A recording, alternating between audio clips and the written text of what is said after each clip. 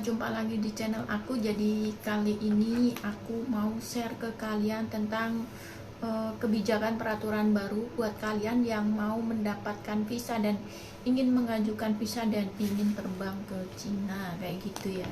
Jadi aku tuh bakalan ngasih updatean terbaru buat kalian. Mungkin kalian yang selama ini udah sering nanya ke aku lah, udah sering komen juga di video-video aku sebelumnya kayak gitu. Dan kali ini aku bakalan berbagi ke kalian cara untuk mendapatkan visa ke Cina. Dan dari info yang aku dengar itu, jadi tidak di semua daerah dan tidak di semua kota yang di Indonesia itu bisa untuk mengajukan visa buat ke Cina gitu. Jadi kota-kota itu salah satunya itu di Medan, Surabaya, Jakarta, Denpasar.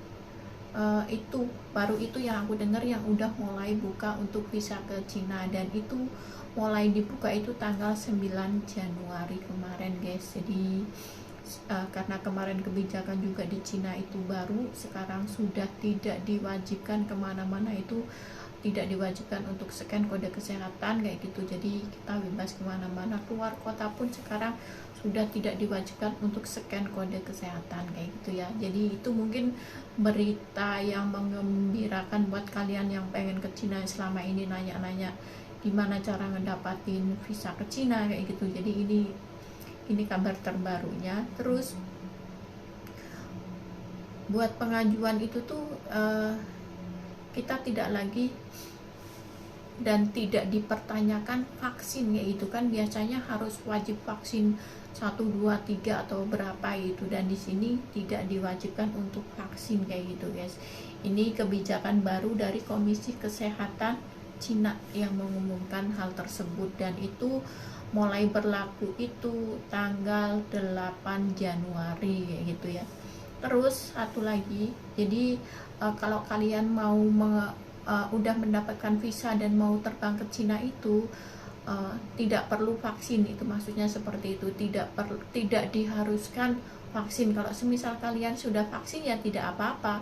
Kalau semisal kalian cuma vaksin 1, vaksin 2 itu nggak masalah gitu. Maksudnya vaksin ke 1, ke 2 itu nggak masalah. Terus jadi di sini itu tidak diwajibkan kayak gitu loh guys. Jadi kalian jangan takut kayak gitu. Terus lagi, ini yang diwajibkan itu kalian harus punya hasil tes swab PCR yang berlaku selama 48 jam gitu. Semisal sampai kalian sebelum boarding itu kan biasanya sebelum keberangkatan, semisal berangkatnya hari ini gitu, mungkin kalau hasil tes swab PCR itu berlaku berapa jam sih keluarnya kayak gitu.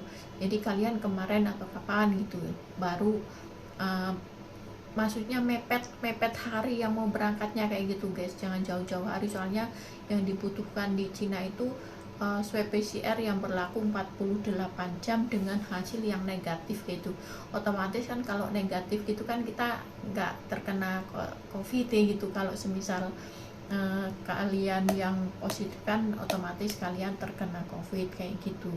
Terus sesampai di imigrasi dan pemeriksaan gitu juga tidak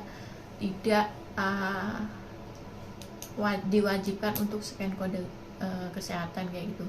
Terus buat kalian yang sudah pernah ke Cina gitu, sudah pernah tinggal di Cina, dalam artian kalian udah pernah datang ke Cina mengajukan visa itu, cuman kalian ilegal di sini, terus kalian overstay, terus kalian melakukan pekerjaan yang ilegal tanpa visa kayak gitu, itu tuh tidak bisa buat mengajukan visa gitu. Soalnya peraturan di Cina itu seperti itu, dan itu peraturannya resmi seperti itu gitu. Jadi buat kalian yang mau kesini mungkin ya yang udah pernah kesini mungkin nunggu berapa tahun lagi untuk dibuka backlistnya, karena untuk negara Cina itu sendiri saya nggak pernah tahu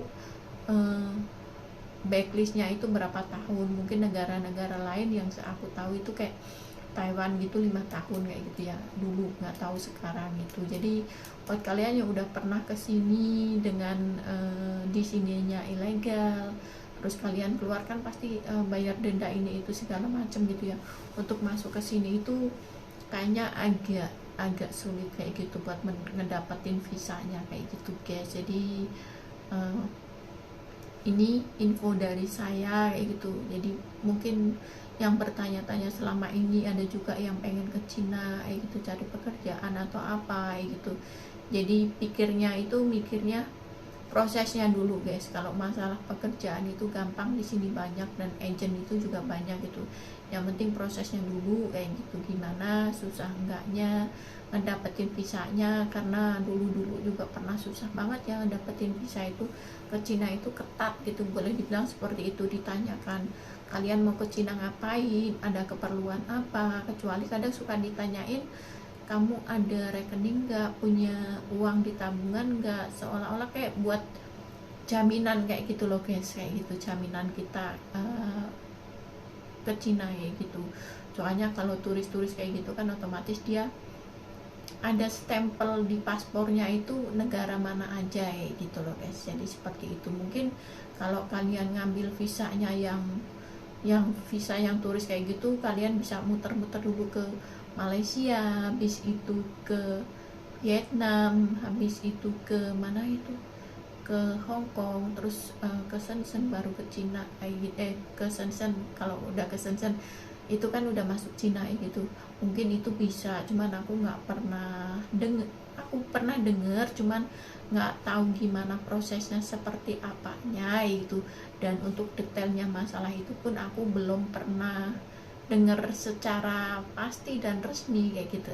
Dan ini aku baca berita ini dari situs-situs resmi yang aku dapetin di internet kayak gitu ya. Jadi buat kalian yang mau kesini pokoknya hati-hati banget, jangan sampai yang kerusa-kerusu kayak gitu guys, jangan yang terburu-buru, pokoknya pikirin secara matang kayak gitu. Kalau udah di sini ya dipetah-petahin, jangan yang ntar pulang terus udah nyampe Indo pengen kesini lagi ya gitu, karena ya seperti itu prosesnya yang kesininya itu yang ribet, yang bikin kalian pusing ya, pokoknya yang bikin yang bikin pusing sendiri kayak gitu, karena proses ke Cina itu memang susah itu.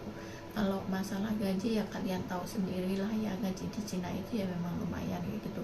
Apalagi sekarang bukan hanya di negara Cina ya, mungkin kayak di Malaysia kayak gitu. Temen aku juga ada yang udah mulai krisis kayak gitu. Jadi kerjaannya di pabrik itu sudah mulai libur Sabtu Minggu, yang biasanya dulu lembur terus tiap malam, Sabtu Minggu udah mulai libur kayak gitu. Jadi kalian yang sudah punya pekerjaan kayak gitu mendingan pertahankan kayak gitu. Kalau buat kalian yang belum punya pekerjaan, pikirkan dulu gimana sih solusinya, cari pekerjaan yang sekiranya nyaman kayak gitu. Jangan mikir gajinya gede dulu, yang penting nyaman, kenyamanan dulu kayak gitu. Karena kalau kita udah nyaman, udah cinta sama pekerjaan kita, udah ikhlas sama pekerjaan kita, insya Allah kedepannya juga pasti kita bakalan ikhlas dan bahagia kayak gitu dengan hasilnya seperti itu ya. Insya Allah kalau disyukuri ya cukup kayak gitu ya. Jadi seperti itu info dari aku, semoga bermanfaat, semoga ini menjadi pembelajaran buat kalian juga, semoga kalian gak terburu-buru untuk mengambil keputusan. Terima kasih udah support video aku, jangan lupa tonton video aku terus di vlog-vlog yang sebelumnya, dan selalu tonton dan tunggu video aku terbaru. Aku bakalan share ke kalian tentang update terbaru dari Cina gitu. Jadi terima kasih, sekian dan wassalamualaikum warahmatullahi wabarakatuh. Mohon maaf bila ada salah kata dan salah ucap, pokoknya terima kasih.